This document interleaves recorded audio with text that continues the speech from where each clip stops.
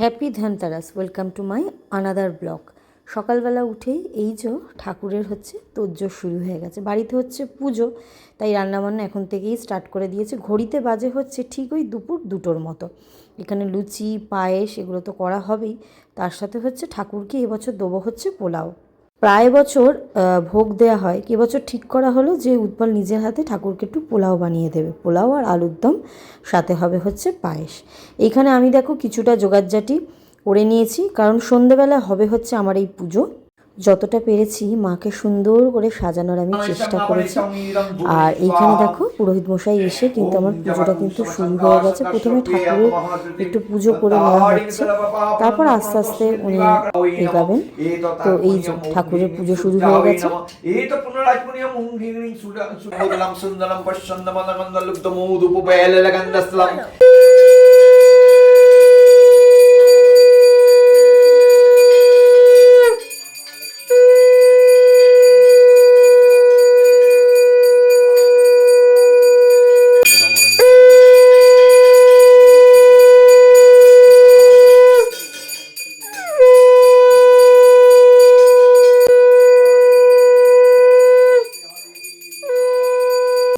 প্রত্যেক বছর এই পুজোতে কিন্তু হোমটা কিন্তু মাস্ট, হোম কিন্তু হয়ই আমাদের বাড়ি।